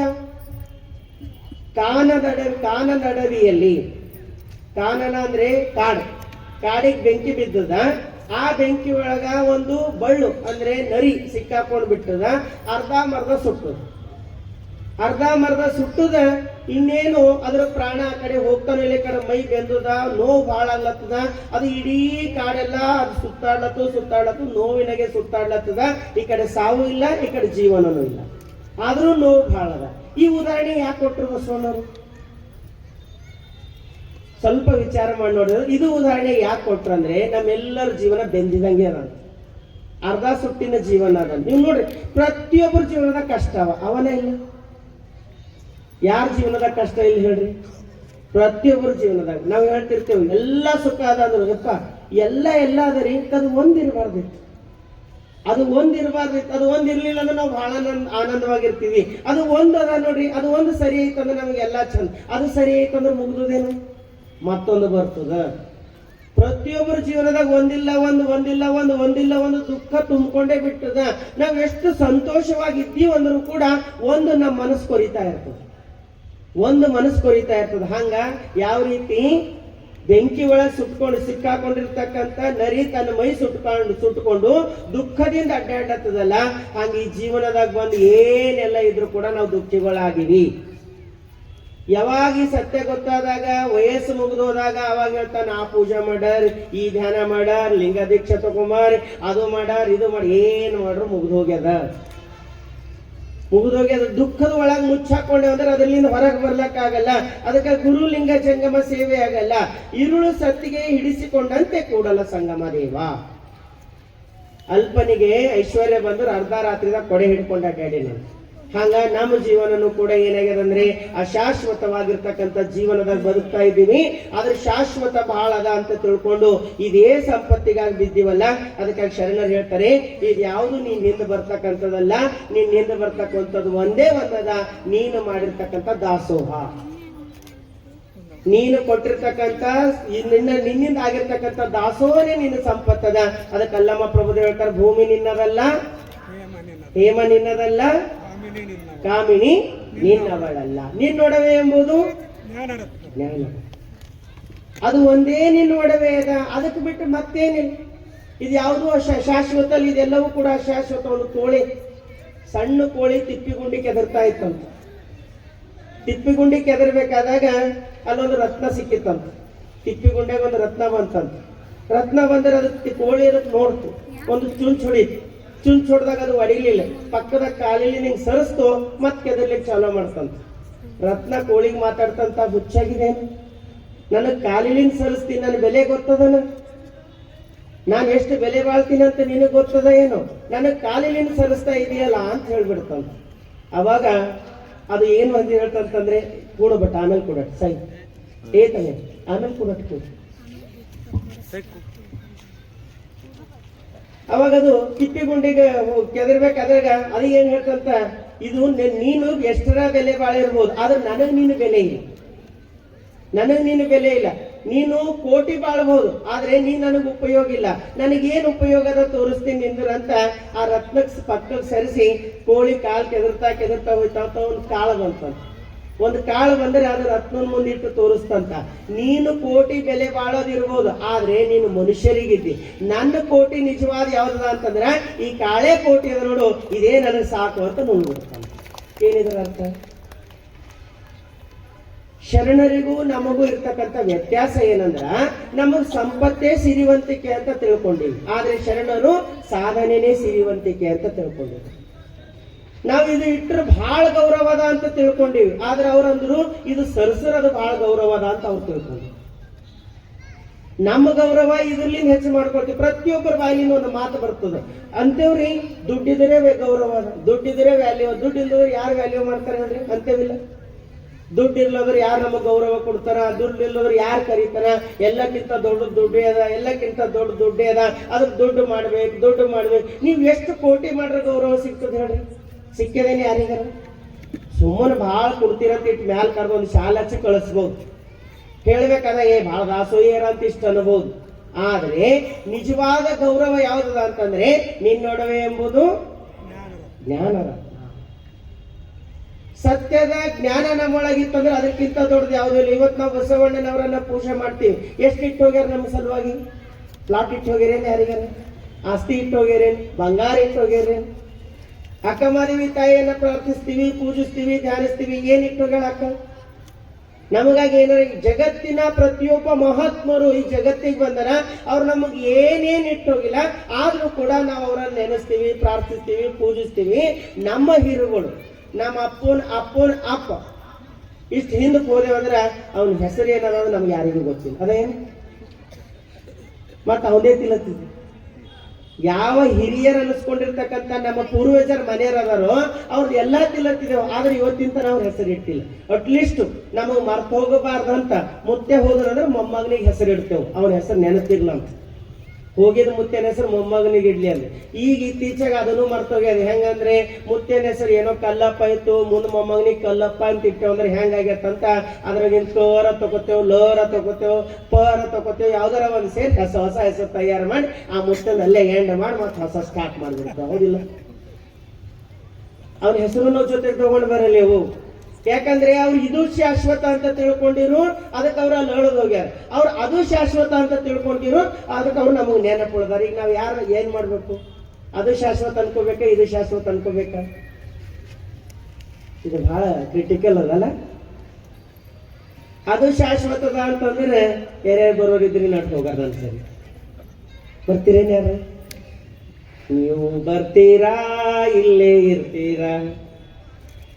ಬರ್ಬೇಕಾಗ್ಯದ. ಎಲ್ಲಿಗೆ ಬರ್ಬೇಕಾಗ್ಯದ? ನಾನು ಜೊತೆ ಅಂದ್ರೆ ಅಲ್ಲಿಗೆ ಬರ್ಬೇಕಾಗಿಲ್ಲ. ಎಲ್ಲಿರ್ತೇವೋ ಅಲ್ಲೇ ಅವ್ರಿಗೆ ನೆನೆಸ್ಬೇಕಾಗ್ಯದ, ಎಲ್ಲಿರ್ತೇವೋ ಅಲ್ಲೇ ಪ್ರಾರ್ಥಿಸ್ಬೇಕಾಗ್ಯದ. ಹಂಗಂತ ಎಲ್ಲ ಬಿಟ್ಟು ಹೋಗ್ಬೇಕಂತಿಲ್ಲ. ಎಲ್ಲದರ ಮಧ್ಯದಾಗ ಇರ್ಬೇಕು. ಆದ್ರೆ ನಮ್ದೊಂದು ಕಣ್ಣೆಲ್ಲಿರ್ಬೇಕು? ಪರಮಾತ್ಮನೆಡೆಗೆ ಇರ್ಬೇಕು, ಪೂಜೆ ಎಡೆಗೆ ಇರ್ಬೇಕು, ಧ್ಯಾನದ ಎಡೆಗೆ ಇರ್ಬೇಕು. ಆ ಕಡೆ ನಮ್ಮ ಜೀವನ ಇರ್ಬೇಕು. ಬರೀ ಈ ಕಡೆ ತಿಳ್ಕೊಂಡೇವ್ ಅಂತಂದ್ರೆ ಇದು ಶಾಶ್ವತ ಇಲ್ಲದಿರ್ತಕ್ಕಂಥದ್ದು. ಬಹಳ ಚಂದ ಬರೀತಾರೆ ಷಣ್ಮುಖ ಶಿವಯೋಗಿಗಳು. ಮಡುವಿನ ಅಗ್ಗವಣಿ, ನಮಗ ಬಡತನ ಇಲ್ಲ ಆದ್ರೂ ಕೂಡ ಶರಣರು ಹೆಂಗ್ ಬಯಸ್ತಾರ ಅಂತ ಹೇಳ್ತಾರೆ. ಮಡುವಿನ ಅಗ್ಗವಣಿ, ಗಿಡದ ಹೂವು, ಒಡಲಿಗೆ ಅನ್ನ, ನುಡಿ ನುಡಿಗೆ ಮೃಡ ಶರಣರ ಸ್ಮರಣೆ ಇರಲು. ಜಡರ ಹಂಗೇಕೆ ಹೇಳ, ಜಡರ ಹಂಗೇಕೆ ಹೇಳ, ಶಿವಧ್ಯಾನ, ಶಿವಚಿಂತೆ, ಭಿಕ್ಷಾಹಾರ, ಏಕಾಂತ ವಾಸಿಯ ಮಾಡಯ್ಯ ಎನ್ನ ಅಖಂಡೇಶ್ವರ. ಎಷ್ಟು ಸುಂದರವಾಗಿರ್ತಕ್ಕಂಥ ಮಾತು ಹೇಳ್ತಾರೆ ಅಂದ್ರೆ, ಮಡುವಿನ ಅಗ್ಗವಣಿ, ಗಿಡದ ಹೂವು, ಒಡಲಿಗೆ ಅನ್ನ, ಇವು ಮೂರಿದ್ರು ಸಾಕು. ಮಡುವಿನ ಅಗ್ಗವಣಿ ಅಂದ್ರೆ ಏನು? ಅಗ್ಗವಣಿ ಅಂದ್ರೆ ನೀರು. ಮಡುವಿನ ಅಗ್ಗವಣಿ ಎಲ್ಲರ ಒಂದು ಕೆರೆಗೆ ಇಷ್ಟು ನೀರು ಸಿಕ್ಕರು ಸಾಕು. ಗಿಡದ ಹೂವು, ಒಡಲಿಗೆ ಅನ್ನ, ನುಡಿ ನುಡಿಗೆ ಮೃಡನ ಸ್ಮರಣೆ ಇರಲು. ಹೊಟ್ಟಿಗೆ ಎಷ್ಟು ಅನ್ನ, ಮಡುವಿನ ಅಗ್ಗವಣಿ ನೀರು, ಗಿಡದ ಹೂವು, ಒಡಲಿಗೆ ಎಷ್ಟು ಅನ್ನ ಸಿಕ್ತಂದ್ರ ಜಡರ ಹಂಗೇಕೆ, ನುಡಿ ನುಡಿಗೆ ಮೃಡನ ಸ್ಮರಣೆ ಇರಲು. ಮಾತು ಮಾತಿಗೆ ನಮ್ಗೆ ಯಾರ ಸ್ಮರಣೆ ಇರ್ಬೇಕಂತ? ಪರಮಾತ್ಮನ ಸ್ಮರಣೆ ಇರಬೇಕು. ಆಮೇಲೆ ಶಿವಚಿಂತೆ, ಶಿವಜ್ಞಾನ, ಭಿಕ್ಷಾಹಾರ, ಏಕಾಂತ ವಾಸಿಯ ಮಾಡಯ್ಯ ಎನ್ನ ಅಖಂಡೇಶ್ವರ. ಎಷ್ಟು ಚಂದ ಹೇಳ್ತಾರಂದ್ರೆ, ದೇವ ಸಂಪತ್ತನ್ನ ತುಂಬಿ, ಜಡ ವಸ್ತುಗಳನ್ನ ತುಂಬಿ ನನಗೆ ಅದ್ರಾಗ ಮುಚ್ಚಾಕ ಬೇಡ, ನನಗೆ ಅತ್ಯಂತ ಸರಳವಾಗಿಡು. ಹೆಂಗಿಡು ಅಂತಂದ್ರೆ ಶಿವಚಿಂತೆ, ಶಿವಧ್ಯಾನ, ನಿನ್ನ ನಾಮ ಸ್ಮರಣೆ. ಇಷ್ಟಿತ್ತಂದ್ರೆ ಏಕಾಂತ ವಾಸಿಯ ಮಾಡಯ್ಯ. ಏಕಾಂತ ವಾಸಿ ಅಂದ್ರೆ ಒಬ್ಬರೇ ಬದುಕೋದು. ಹಂಗಂತ ಮನೆ ಬಿಟ್ಟು ಹೋಗಿ ಎಲ್ಲರ ಬದುಕಬೇಕಂತಿಲ್ಲ, ಅಲ್ಲೇ ಇರ್ಬೇಕು. ಆದ್ರೂ ಕೂಡ ನಮ್ಮ ಮನಸ್ಸು ಕಡೆ ಇರ್ಬೇಕು, ಅವನ ಕಡೆ. ಎಲ್ಲಿರ್ತೇವೋ ಅಲ್ಲಿ. ನಮ್ಮ ಶರಣರು ಬಿಟ್ಟು ಹೋಗಂತ ಹೇಳಲ್ಲ, ಬಿಟ್ಟು ಹೋಗಂತ ಹೇಳಲ್ಲ, ಸತ್ಯ ಅರ್ಥ ಮಾಡ್ಕೊಂಡು ಹೋಗು ಅಂತ ಹೇಳ್ತಾರೆ. ಸತ್ಯವನ್ನ ಜೀವನದಾಗ ಅರ್ಥ ಮಾಡ್ಕೊಂಡು ಬದುಕು ಅಂತ ಹೇಳ್ತಾರೆ. ಯಾಕೆ ಹೇಳ್ತಾರಂತಂದ್ರೆ ಬಯಸಿದ ಒಡವೆಗಳನ್ನ ಅಡಿ ಈಡದೆ ಈವ ಭಾಷೆ ಹೇಳ್ತಕ್ಕಂಥ ಕಾರಣ ಏನದಂದ್ರ ತಮ್ಮ ಇಷ್ಟೆಲ್ಲ ಇಟ್ಕೊಂಡ್ರು ಇವು ಯಾವ ನಿನ್ನ ಜೊತೆಗೆ ಬರುವಂತದ್ದಲ್ಲ. ಅದಕ್ಕೆ ಇದ್ದಾಗ್ಲೇನೆ ಅರ್ಪಿಸಿ ಬಿಡು, ಇದ್ದಾಗ್ಲೇನೆ ಕೊಟ್ಟು ಬಿಡು. ಎಲ್ಲಿ ಕೊಡ್ಲಕ್ಕಾಗ್ತದೆ? ಮನ್ಯಾಗ ಮಾಲಕ್ತಿ ಕುಂತಿಳು, ಹೊರಗೆ ಭಿಕ್ಷುಕ್ ಬಂದನು, ಅಮ್ಮ ತಾಯಿ ಏನಾರ ನೀಡ್ರಿ ಅಂತಂದ. ನಾನು ಅವಾಗ ಒಳಗಿದ್ದ ಹೆಣ್ಮಗಳು ಸಿಟ್ಟಿಲ್ಲ ಅಂದಳ, ನಮ್ಮನೆಗೆ ಏನಿಲ್ಲ ಮುನ್ನಡಿ ಅಂದ. ನಮ್ಮನೆಗೆ ಏನಿಲ್ಲ ಮುನ್ನಡಿ ಅಂದ್ರೆ ಭಿಕ್ಷುಕ್ ಅಂದ ನನ್ನ ತಾಯಿ ಏನಿಲ್ಲದ್ರೆ ಯಾಕೆ ಕುಂತಿದ್ಯಾವ ಒಳಗ ನಡಿ ನನ್ ಸರಿ, ಏನಿಲ್ಲದ್ರೆ ಯಾಕೆ ಕುಂತಿದ್ದಿ ನಡಿ ನನ್ ಸರಿ, 4 ಮನಿಗೆ ಹೋಗ, ನನಗೂ ಕಂಪ್ನಿ ಆಯ್ತು ನಿನಗೂ ಏನಾರ ಸಿಗ್ತದ ಅಂದ. ನಾನು ಕತೆ ಆದ್ರೂ ಕೂಡ ಪ್ರತಿಯೊಂದು ಹೆಂಗದ ಅಂದ್ರೆ ಏನಿಲ್ಲ ಅನ್ನಬಾರ್ದು, ಇದ್ದಿದ್ರಾಗೆ ನೀಡುವ ಭಾವ, ಇದ್ದಿದ್ರಾಗೆ ಕೊಡುವ ಭಾವ. ಅದಕ್ಕೆ ನಾನು ಯಾವಾಗಲೂ ಕೂಡ ಹೇಳ್ತೀನಿ, ತನು ಮನ ಧನ ತ್ರಿಕರಣ ಪೂರ್ವಕವಾಗಿ ಸೇವೆ. ತನು ಕರಗಬೇಕು, ಎದರಲ್ಲಿ? ಸೇವೆಯಲ್ಲಿ ಕರಗಬೇಕು. ಮನ ಕರಗಬೇಕು, ಎದರಲ್ಲಿ? ಲಿಂಗದ ಧ್ಯಾನದಲ್ಲಿ. ಧನ ಕರಗಬೇಕು ಯಾವ್ದ್ರಲ್ಲಿ? ಜಂಗಮ ದಾಸೋಹದಲ್ಲಿ. ಈಗ ನಡೀತಾ ಇದೆ ನೋಡ್ರಿ ಕಾರ್ಯಕ್ರಮ, ಬೇಕಾದಂತ ಕಾರ್ಯಕ್ರಮ ನಡೀತಾ ಇದೆ. ಆರಾಮಿಲ್ಲಿ ದಾಸೋಹ ಮಾಡ್ಕೊಂಡು ಪುಣ್ಯ ಜಮಿಸ್ಕೊಂಡು ಹೋಗಂತ ಟೈಮ್ ಅದ. ಈಗ ಮತ್ತೆ ಇಂಥ ಟೈಮ್ ಸಿಗಲ್ಲ. ಇಲ್ಲಿ ಏನು ಕೊಡ್ತೇವೋ ಅದೆಲ್ಲವೂ ಕೂಡ ನಮ್ಮ ಪುಣ್ಯದಾಗ ಜಮಾ ಆಗ್ತದೆ. ದೇವ್ರು ಬಹಳ ಜಾಣ ಅದನ್ನ. ಅದಕ್ಕೆ ನೀವು ಬ್ಯಾಂಕ್ ಬ್ಯಾಲೆನ್ಸ್ ಡಿಪಾಸಿಟ್ ಮಾಡ್ತೀರಿ, ಹೌದಲ್ಲ? ಯಾಕೆ ಡಿಪಾಸಿಟ್ ಮಾಡ್ತೀರಿ? ಕೆಟ್ಟ ಟೈಮಿನಾಗ ನಮಗೆ ಹೆಲ್ಪ್ ಆಗ್ತದ ಅಂತ ಡಿಪಾಸಿಟ್ ಮಾಡ್ತೀವಿ. ನಮ್ದು ಏನಾರ ಒಂದು ಕೇಡು ಬಂತು ಅಂದ್ರೆ ಹೆಲ್ಪ್ ಆಗ್ತದ ಅಂತ ಡಿಪಾಸಿಟ್ ಮಾಡ್ತೀವಿ. ಹಂಗೆ ಪುಣ್ಯನೂ ಡಿಪಾಸಿಟ್ ಮಾಡ್ಕೋಬೇಕಂತ. ಹೆಂಗ್ ಡಿಪಾಸಿಟ್ ಮಾಡ್ಕೋಬೇಕು? ಒಂದು ಸರಿ ಒಂದು ರಾಜ ಆಜ್ಞೆ ಹೊರಡಿಸ್ತನು, ಯಾರು ನನಗೆ ಅತಿ ಪ್ರೀತಿ ಮಾಡ್ತಾರ ನೋಡ್ಬೇಕನ್ಸಿತ್ತು. ಬೇಸಿಗೆ ಕಾಲ ಇತ್ತು, ಎಲ್ಲ ಕಡೆ ಮಾವಿನ ಹಣ್ಣುಗಳು ಬಂದಿವು. ರಾಜನಿಗೆ ಅನಿಸ್ತು, ನನ್ನ ರಾಜ್ಯದಲ್ಲಿ ಬೇಕಾದಷ್ಟು ರೈತರು ಅದರ, ಬೇಕಾದಷ್ಟು ಹಣ್ಣು ಬಿಡ್ತವ, ಅವ್ರಿಗೆಲ್ಲ ಸಹಕಾರಿ ಆಗಂಗ್ ಬೇಕಾದಷ್ಟು ಕೆಲಸ ಮಾಡೀನಿ, ನನಗೆ ಎಷ್ಟು ಪ್ರೀತಿ ಮಾಡ್ತಾರ ಅಂತ ನೋಡ್ಬೇಕನ್ಸಿ ರಾಜ ಡೊಂಗೂರು ಸಾರಿನು ನಿಮ್ಮ ಹೊಲದಲ್ಲಿ ಗಿಡ ಇತ್ತು, ಮಾವಿನಕಾಯಿ ಬೆಳೆದು ಅಂದ್ರೆ ಆ ಹಣ್ಣೆಲ್ಲ ತಗೊಂಡು ಬರ್ರಿ, ನನಗೆ ತಿನ್ಬೇಕನ್ಸದ ಅಂತ ರಾಜ ಡೊಂಗೂರು ಸಾರು. ಇಡೀ ಊರ್ ಜನ ಎಲ್ಲ ವಿಚಾರ ಮಾಡೋರು, ರಾಜ ಡೊಂಗೂರು ಸಾರಿ ಏನಂದ್ರೆ ಎಲ್ಲರೂ ಹಣ್ಣು ತಗೊಂಡು ಹೋಗ್ತಾರ, ಏನು ಅಲ್ಲಿ ರಾಜನೇ ತೊಂದರೆ ಆಗಲ್ಲ, ಒಯ್ದಿಟ್ಟು ಬರೋದಲ್ಲ ಆಯ್ತಂತ ತಿಳ್ಕೊಂಡು ಮರುದಿನ ಎಲ್ಲರೂ ಒಂದೊಂದು ಚೀಲ ಬ್ಯಾಗ್ ರೆಡಿ ಮಾಡ್ಕೊಂಡ್ರು. ಹಣ್ಣಿಂದ ರೆಡಿ ಮಾಡ್ಕೋಬೇಕಾದ್ರೆ ಕೆಲವೊಬ್ರು ವಿಚಾರ ಮಾಡ್ರಂತ, ಎಲ್ಲರೂ ಒಳ್ಳೆ ಹಣ್ಣು ಒಯ್ತಾರ. ಒಳ್ಳೇದೇ ಯಾಕೆ ಒಯ್ಬೇಕು? ರಾಜ ಏನು ಬಿಚ್ಚಿ ನೋಡ್ತಾನೇನು, ಒಯ್ದಿಟ್ಟು ಬರೋದದ, ಎಲ್ಲರೂ ಚಂದ ತಂದಿರ್ತಾರ, ಅದ್ರಾಗ ನಡೀತದಂತ ಕೆಲವೊಬ್ರು ಕೊಳತೋಗಿದ್ದು, ಕೆಟ್ಟೋಗಿದ್ದು, ಹುಳ ಬಿದ್ದಿದ್ದು ಹಣ್ಣುಗಳೆಲ್ಲ ಜಮಾಸ್ ಗಂಟು ಮಾಡ್ಕೊಂಡು ಹೋಗಿದಾರ. ಇನ್ನು ಕೆಲವೊಬ್ರು ಏನ್ ಮಾಡ್ರಂತ, ರಾಜ ತಿಂತಾನೇನು, ನಮ್ಮ ಹಣ್ಣು ನೋಡ್ತಾನೇನೋ, ಅವ ಎಲ್ಲೋ ಒಂದೆರಡು ತಿಂತಾನ, ಹಣ್ಣೇ ಯಾಕೆ ಒಯ್ಬೇಕು ಅಂತ ಹಣ್ಣಿನ ಸೈಜಿನ ಕಲ್ಲುಗಳು ಜಮಾಸ್ಕೊಂಡ್ರಂತ. ಕಲ್ಲು ಜಮಾಸ್ಕೊಂಡು ಇವರೊಂದು ಚೀಲ ಕಟ್ಟಿಟ್ರು. ಇನ್ನು ಮೂರನೇದ ವಿಚಾರ ಮಾಡಂತ ಮಹಾರಾಜ ಕೇಳೇನಂತಂದ್ರೆ, ಅದಕ್ಕಿಂತ ದೊಡ್ಡದು ಏನದ, ಎಲ್ಲ ಮಾಡಿದ ಮಹಾರಾಜ ಅದ, ಅವ್ನಿಗೆ ಒಳ್ಳೊಳ್ಳೆ ಹಣ್ಣು ಕೊಡರಿ, ಒಂದು ವಾರ ಇಟ್ಟು ತಿನ್ನಂಗೂ ಕೊಡರಿ ಅಂತ ಮತ್ತೆ ಕೆಲವೊಬ್ರು ಒಳ್ಳೊಳ್ಳೆ ಹಣ್ಣುಗಳು ಜಮಾಸ್ಕೊಂಡು ಅವ್ರ ಚೀಲ ತಗೊಂಡು ಹೋಗೋದು. 3 ತರ ಜನ ಹೋಯ್ತು.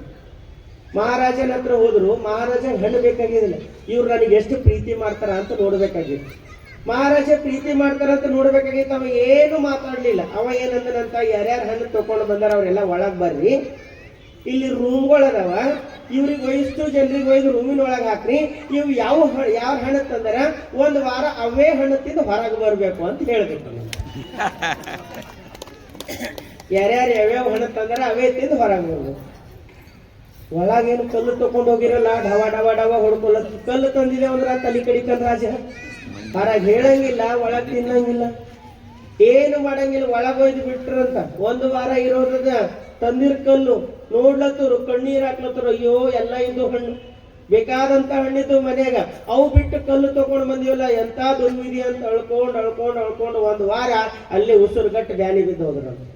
ಇನ್ನು ಹುಳ ಬಿದ್ದಿದ್ದು ಹಾಳಾಗಿದ್ದು ಇದ್ದು ಅವ್ರು ತಗೊಂಡು ಬಂದ್ರು, ಅವ್ರು ಒಂದು 2 ದಿನ ತಿಂದ್ರು, ಎಂತ ಒಳ್ಳೆ ಹಣ್ಣುಗಳಿದ್ದು ಅವು ಬಿಟ್ಟು ಇಂಥವು ತಂದೇವಲ್ಲ ಅಂತ ದುಃಖಪಟ್ಟು ಅನಾರೋಗ್ಯಗಳಾಗಿ ಅವ್ರು ಅಲ್ಲೇ ಉಳ್ಕೊಂಡ್ರಲ್ಲಿ. ಏನು ಒಳ್ಳೊಳ್ಳೆ ಹಣ್ಣು ತಂದಿರಲ್ಲ, ಅವ್ರು ಒಂದು ವಾರ ಆರಾಮಾಗಿ ತಿಂದು ಹೊರಗೆ ಬಂದ. ಯಾರ ಕತೆ ಇದು? ನಮಗೂ ರಾಜ ಡೊಂಗೂರ್ ಹೊಡೆದ. ನಮ್ಮ ರಾಜ ಡೊಂಗೂರ ಸಾರೇನ ಏನಂತ ಸಾರೇನಂದ್ರ, ಇಲ್ಲಿ ಡಿಪಾಸಿಟ್ ಮಾಡ್ರಿ, ಅಲ್ಲಿ ಬಂದು ಉಣ್ರಿ ಅಂತ ಹೇಳ್ಯಾರ. ಎಲ್ಲಿ? ಅಲ್ಲಿದೆ ನಮ್ಮನೆ, ಇಲ್ಲಿ ಬಂದೆ ಸುಮ್ಮನೆ. ಎಲ್ಲದ ನಮ್ಮನೆ? ಹೊರಗ. ಇಲ್ಲಿ ಸುಮ್ಮನೆ ಬಂದಿದ್ದೇವೆ. ಇಲ್ಲಿ ಏನೇನು ಜಮಾಸ್ತೇವೋ ಅಲ್ಲೆಲ್ಲ ಹೋಗಿ ಡಿಪಾಸಿಟ್ ಆಯ್ತದ. ಅದಕ್ಕೆ ಏನ್ ಜಮಾಸ್ಬೇಕು? ಒಳ್ಳೆ ಜಮಾಸ್ಬೇಕಾ ಕೆಟ್ಟ ಜಮಾಸ್ಬೇಕಾ? ಈಟ್ ತಿಳಿದಲ್ಲ ನೋಡರಿ, ಇಷ್ಟು ತಿಳಿತಲ್ಲ. ಏನು ಡಿಪಾಸಿಟ್ ಮಾಡ್ತೇವೋ ಅದೇ ಕಟ್ಟಿದ್ದು ಬಿಚ್ಕೊಂಡು ಹೋಗ್ತೇವೆ, ಬಿತ್ತಿದ್ದು ಬೆಳಿತೇವೆ. ಹಂಗ ನಾವು ಏನು ಬಿತ್ತೇವೋ ಅದೇ ನಮ್ಮ ಹಿಂದೆ ಬರ್ತದ, ಏನು ಕಟ್ಕೊಳ್ತೇವೋ ಅದೇ ಬಿಚ್ಚಿ ಉಣ್ತೀವಿ. ಹಂಗ ನಾವು ಒಳ್ಳೇದು ಮಾಡ್ರ ಒಳ್ಳೇದು ಬರ್ತದ, ಕೆಟ್ಟದ್ದು ಮಾಡ್ರ ಕೆಟ್ಟದ್ದು ಬರ್ತದೆ. ಅದಕ್ಕೆ ಡಿಪಾಸಿಟ್ ಮಾಡ್ಬೇಕು. ಬಸವಣ್ಣವ್ರಿಗೆ ಇದು ಜ್ಞಾನ ಗೊತ್ತಿತ್ತು. ಅವ್ರು ಏನ್ ಹೇಳ್ತಾರ? ಹಾಗದ ಕರಹ ಹೊರಗೆ ಕಳೆದು ದೇಗುಲಕ್ಕೆ ಹೋಗಿ ನಮಸ್ಕಾರ ಮಾಡುವನಂತೆ, ತನ್ನ ಕೆರಹಿನ ಧ್ಯಾನವಲ್ಲದೆ ದೇವರ ಧ್ಯಾನವಿಲ್ಲ. ಎಷ್ಟು ಚಂದ ಹೇಳ್ತಾರೆ ಗುರು ಬಸವಣ್ಣನ ಅಂತಂದ್ರೆ, ತಮ್ಮ ನೀ ಇಟ್ಟು ಇಟ್ಟು ಇಟ್ಟು ಹೋದಿ ಅಂತಂದ್ರೆ ಅಲ್ಲಿ ಖಾಲಿ ಇರ್ತದ, ಅಲ್ಲಿ ಖಾಲಿ ಇರ್ತದಲ್ಲ, ಅದಕ್ಕೆ ಅಲ್ಲಿ ಫುಲ್ ಇರ್ಬೇಕಾದ್ರೆ ಇಲ್ಲಿ ತುಂಬುತ್ತಾ ಹೋಗು. ಯಾವ್ದ್ರ ಮುಖಾಂತರ ತುಂಬುತ್ತಾ ಹೋಗು? ಉಂಬ ಉಡುವ ಕೂಡಲ ಸಂಗಮ ದೇವ ಜಂಗಮ ಮುಖದಲ್ಲಿ. ಯಾರ ಮುಖಾಂತರ ಉಣ್ತಾನ? ಹಸಿದವರ ಮುಖಾಂತರ ಉಣ್ತಾನ, ಬೆತ್ತಲೆಯವರ ಮೈಯ ಮುಖಾಂತರ ಉಡ್ತಾನ. ಅದಕ್ಕಾಗಿ ಅವನಿಗೆ ಅರ್ಪಿಸ್ತಂದ್ರ ಅದು ನಿನಗೆ ಡಿಪಾಸಿಟ್. ಅದಕ್ಕೆ ಯಾರಿಗಾರ ಕೊಡ್ತಾ ಇದ್ದೇವ್ರು ಉಪಕಾರ ಮಾಡ್ತಾ ಇಲ್ಲ, ಅದು ನಾವು ಡಿಪಾಸಿಟ್ ಮಾಡ್ಕೊಳತ್ತೀವಿ. ಏನ್ ಡಿಪಾಸಿಟ್ ಮಾಡ್ಕೊಳತ್ತೀವಿ? ಪುಣ್ಯದ ಗಂಟೆ ಜಮಾ ಮಾಡ್ಕೊತಾ ಇದ್ದೀವಿ. ನಮ್ಮ ಪುಣ್ಯದ ಗಂಟೆ ನಾವು ಜಮಾ ಮಾಡ್ಕೊಳ್ತಾ ಇದ್ದೀವಿ. ಮತ್ತೆ ಮಾಡ್ಬೇಕಾದ್ರೆ ಭಾವ ಹೆಂಗಿರ್ಬೇಕ್ರಿ? ಎಷ್ಟು ಚಂದ ಹೇಳ್ತಾರಂದ್ರೆ, ಜಂಗಮನ ಮನಭಾವದಲ್ಲಿ ಭಕ್ತನೇ ಭೃತ್ಯನೆಂದು, ಭಕ್ತನ ಮನಭಾವದಲ್ಲಿ ಜಂಗಮವೇ ಕರ್ತನೆಂದು ಇದ್ದ ಬಳಿಕ ಬಂದುದು ಬಾರದು ಇದ್ದುದು ಹೋಯಿತೆಂಬ ಸಂದೇಹವಿಲ್ಲದಿರಬೇಕು. ವಚನ ಬಹಳ ಚಂದ, ಬಹಳ ಸ್ಪಷ್ಟತೆ ಕೊಡ್ತಾರೆ. ಇದಕ್ಕೆ ನಾವೆಲ್ಲ ಮಾತಾಡಿದ ಸ್ಪಷ್ಟತೆ ಕೊಡ್ತಾರ. ಹೋಯಿತೆಂಬ ಗುಣವುಳ್ಳ ನಕ್ಕ ನಿಮಗೆ ದೂರ, ನಿಮ್ಮವರಿಗೆ ಮುನ್ನವೇ ದೂರ, ಶಿವಾಚಾರ ಕಲ್ಲಿಂದ ಅತ್ತತ್ತ ದೂರ. ಜಂಗಮದ ಹರಿದ ಹರಿವು, ಜಂಗಮದ ನಿಂದ ನಿಲುವು, ಜಂಗಮದ ಗಳಗರ್ಜನೆ, ಜಂಗಮದ ಕೋಳಾಟಕ್ಕೆ ಸೈರಿಸದಿದ್ದಡೆ ನೀನಂದೇ ಮೂಗು ಕೊಯ್ ಕೂಡಲ ಸಂಗಮ ದೇವ. ಏನಿದ್ರ ಅರ್ಥ ಅಂತಂದ್ರೆ, ಜಂಗಮನ ಮನಭಾವದಲ್ಲಿ ಭಕ್ತನೇ ಭೃತ್ಯನೆಂದು, ಭಕ್ತನ ಮನಭಾವದಲ್ಲಿ ಜಂಗಮವೇ ಕರ್ತನೆಂದು ಇದ್ದ ಬಳಿಕ ಬಂದುದು ಬಾರದು ಇದ್ದುದು ಹೋಯಿತೆಂಬ ಸಂದೇಹವಿಲ್ಲದಿರಬೇಕು. ಇಲ್ಲಿ ಭಕ್ತ ಮತ್ತು ಜಂಗಮನ ಉದಾಹರಣೆಯನ್ನ ಕೊಡ್ತಾ ಇದ್ದಾರೆ. ಇದಕ್ಕೆ ನಾವು ಅರ್ಥ ಮಾಡ್ಕೊಳ್ಬೇಕಾದ್ರೆ, ಭಕ್ತ ಅಂದ್ರೆ ಶರೀರ, ಜಂಗಮ ಅಂದ್ರೆ ಪ್ರಾಣ. ಪ್ರಾಣ ಮತ್ತು ಶರೀರ. ಭಕ್ತ ಶರೀರ, ಜಂಗಮ ಅಂದ್ರೆ ಪ್ರಾಣ. ಈಗ ನಾವು ಪ್ರಸಾದ ಮಾಡ್ತಾ ಇದ್ದೀವಿ, ದೇಹ ಊಟ ಮಾಡ್ಲತ್ತದ ಏನು ಪ್ರಾಣ ಊಟ ಮಾಡ್ಲತ್ತದ? ನೀವು ಮತ್ತೊಮ್ಮೆ ಕೇಳಿದ ಕ್ವಶನ್ ನೆನ್ಪೋಗಿದೆ. ಈಗ ನಾವು ಪ್ರಸಾದ ಮಾಡ್ಲತ್ತೀವಿ, ದೇಹ ಊಟ ಮಾಡ್ಲತ್ತದ ಏನು ಪ್ರಾಣ ಊಟ ಮಾಡ್ಲತ್ತದ? ದೇಹ ಉಳ್ಳತ್ತದ. ನಿಮ್ಗೆ ಯಾರು ಯಾವ್ದು ಊಟ ಮಾಡ್ಲತ್ತದ? ಪ್ರಾಣ ಮಾಡ್ಲತ್ತದ. ಯಾಕೆ ಮಾಡ್ಲತ್ತದ? ಅದಕ್ಕೊಂದು ಗುರಿಗೆ ಹೋಗ್ಬೇಕಾಗ್ಯದ. ಗಾಡಿ ಒಳಗೆ ಪೆಟ್ರೋಲ್ ಹಾಕ್ತಾ ಇದ್ದೀವಿ, ಬರೀ ಪೆಟ್ರೋಲ್ ಹಾಕ್ಬೇಕಂತ ಉದ್ದೇಶ ಇಲ್ಲ. ಪೆಟ್ರೋಲ್ ಹಾಕಿದೇವೆ ಅಂದ್ರೆ ಒಂದ್ ಕಡೆ ಹೋಗೋದು ಅಂತ ಅರ್ಥ. ಹಿಂಗ ನಮ್ಮ ಪ್ರಾಣ ಪ್ರಸಾದ ಮಾಡ್ಲತ್ತದ. ಯಾಕೆ ಮಾಡ್ಲತ್ತದ ಅಂದ್ರೆ ಅದಕ್ಕೆ ಗುರಿ ಮುಟ್ಟೋದದ. ಈಗ ದೇಹದ ಮುಖಾಂತರವಾಗಿ ಪ್ರಾಣ ಪ್ರಸಾದ ಮಾಡ್ಲತ್ತದ. ಅದು ಪ್ರಸಾದ ಮಾಡ್ಲತ್ತದ ಅಂದ್ರೆ ಅದು ಬಲಿಷ್ಠ ಆಗ್ಲತ್ತಿಲ್ಲ. ಬಲಿಷ್ಠ ಯಾವ್ದಕ್ ಮಾಡ್ಲತ್ತದ? ದೇಹಕ್ಕೆ. ಇದಕ್ಕ ಅದು ಪೂರಕದ. ಅದಕ್ಕ ದೇಹಕ್ಕೆ ಪ್ರಾಣ ಆಧಾರದ, ಪ್ರಾಣಕ್ಕೆ ದೇಹ ಆಧಾರದ. ಹಂಗ ಭಕ್ತ ಜಂಗಮ, ಜಂಗಮನಿಗೆ ಭಕ್ತ ಆಧಾರ, ಭಕ್ತನಿಗೆ ಜಂಗಮ ಆಧಾರ. ಗುರು ಇದ್ರೆ ಶಿಷ್ಯ, ಶಿಷ್ಯ ಇದ್ರೆ ಗುರು. ಶಿಷ್ಯರಲ್ರಿ ಗುರುಗಳಾಗಿದ್ದೇವೆ ಅಂದ್ರೆ, ಶಿಷ್ಯ ಗುರುಗಳಿದ್ದೇವ್ರಿ ಶಿಷ್ಯರಿಲ್ಲ, ಶಿಷ್ಯರಿದ್ದೇವ್ರಿ ಗುರುಗಳಿಲ್ಲ ಅಂದ್ರೆ ಅವರಿಗೆ ಇವ್ರ ಪೂರಕ, ಇವರಿಗೆ ಅವ್ರ ಪೂರಕ. ದೇಹ ಮತ್ತು ಪ್ರಾಣ ಇದ್ದಂತೆ ಅಂತ ಹೇಳ್ತಾರೆ. ಹಂಗ ಇಲ್ಲಿ ಯಾರು ಉಪಕಾರ ಮಾಡ್ತಾ ಇದ್ದಿಲ್ಲ ಅಂತ. ಜಂಗಮ ಮತ್ತು ಭಕ್ತ, ಭಕ್ತ ಕೊಡ್ತಾ ಇದ್ದಾನೆ ಅಂತಂದ್ರೆ ಜಂಗಮನಿಗೆ ಉಪಕಾರ ಇಲ್ಲ. ಯಾಕಂದ್ರೆ ಜಂಗಮನ ಮುಖಾಂತರ ಪರಮಾತ್ಮ ಸ್ವೀಕಾರ ಮಾಡ್ತಾ ಇದ್ದಾನ. ಜಂಗಮ ಸ್ವೀಕಾರ ಮಾಡ್ತಾ ಇದ್ದಾನಂತಂದ್ರೆ ಅದು ಅವನದಲ್ಲ, ಭಕ್ತನ ಮುಖಾಂತರ ತಾನು ಸ್ವೀಕರಿಸ್ತಾ ಇದ್ದಾನೆ. ಅದಕ್ಕಾಗಿ ಹೇಳ್ತಾರೆ, ಜಂಗಮ ಮನಭಾವದಲ್ಲಿ ಭಕ್ತನೇ ಭೃತ್ಯನೆಂದು, ಭಕ್ತನ ಮನಭಾವದಲ್ಲಿ ಜಂಗಮನೇ ಕರ್ತನೆಂದು ಇದ್ದ ಬಳಿಕ ಬಂದುದು ಬಾರದು ಇದ್ದುದು ಹೋಯಿತೆಂಬ ಸಂದೇಹವಿಲ್ಲದಿರಬೇಕು. ಅಲ್ಲಿ ಬಂತು ಹೋಯ್ತು ಅಂತಕ್ಕಂಥ ಭಾವವಿಲ್ಲ. ಯಾಕೆಂದ್ರೆ ಇವೆರಡು ಕೂಡ ಒಂದೇ, ಜಂಗಮನು ಒಂದೇ, ಭಕ್ತನು ಒಂದೇ. ಇದು ಬೇರೆ ಬೇರೆ ಅಲ್ಲ. ಒಬ್ಬ ಸಂತರು ಮನೆಗೆ ಬಂದ್ರು ಭಿಕ್ಷೆಗೆ. ಸಣ್ಣ ಹುಡುಗಿ ಒಳಗಿತ್ತು. ಅಮ್ಮ ಭಿಕ್ಷೆ ನೀಡ್ರಿ ಅಂದ್ರು. ಹುಡುಗಿ ಹೊರಗೆ ಬಂತು, ಗುರುಗಳೇ ನಮ್ಮ ಮನೆಗೆ ಏನು ಇಲ್ಲ, ದಯವಿಟ್ಟು ಮುಂದೆ ಹೋಗ್ರಿ ಅಂತಂದ್ರು. ಅವಾಗ ಸಂತರಂದ್ರು, ಮಗು ಹಂಗ ಅನ್ಬೇಡ, ನಿಮ್ಮ ಮನೆಯ ಅಂಗಳದಾಗಿ ಒಂದೆರಡು ಮುಷ್ಟಿ ಮಣ್ಣರ ನನ್ನ ಜೋಳಿಗೆ ಒಳಗೆ ಹಾಕು. ಅವಾಗ ಹುಡುಗಿ ಗುರುಗಳು ಹಿಂಗೆಲ್ಲ ತರ ಅಲ್ಲಿಂದ ಮಾಡಿ 2 ಮುಷ್ಟಿ ಮಣ್ಣು ತೆಗೆದು ಜೋಳಿಗೆ ಒಳಗೆ ಹಾಕೊಳ್ಳು. ಗುರುಗಳಕ್ಕಿಂತ ತಲೆ ಮೇಲೆ ಕೈ ಇಟ್ಟು ಆಶೀರ್ವಾದ ಮಾಡಿ ಮುಂದೋದ್ರು. ಅದು ಬಡತನ ಮನೆ. ಏನೇನು ಇಲ್ಲದೆ ಇರ್ತಕ್ಕಂಥ ಬಡತನ ಮನೆ ಇತ್ತು. ಅವಾಗ ಮುಂದೆ ಹೋದ್ಮೇಲೆ ಸಂತರ ಶಿಷ್ಯ ಕೇಳೋನು, ಗುರುದೇವ ಮಣ್ಣು ಭಿಕ್ಷೆನ ಮಣ್ಣ್ಯಾಕ್ ತಕೊಂಡ್ರಿ ಅಂತ ಕೇಳಿದ್ರೆ ಅವಾಗ ಗುರುಗಳು ಹೇಳರು, ನಾನು ಮಣ್ಣು ಭಿಕ್ಷೆ ಅಂತ ತಗೊಳ್ಳಿಲ್ಲಪ್ಪ, ಆ ಮಗುವಿಗೆ ಕೊಡುವ ಭಾವವನ್ನ ಕಲಿಸ್ ಬಂದೀನಿ. ಒಂದು ವೇಳೆ ಇವತ್ತು ಆ ಮಗು ಏನಿಲ್ಲ ಮುಂದೆ ಹೋಗಂತಂದಾಗ ಆಗ್ಲಿ ಅಂತ ನಾ ಬರ್ತಿದ್ದಂತಂದ್ರೆ ಆ ಮಗುವಿಗೆ ಅದು ರೂಢಿ ಆಗ್ತಿತ್ತು.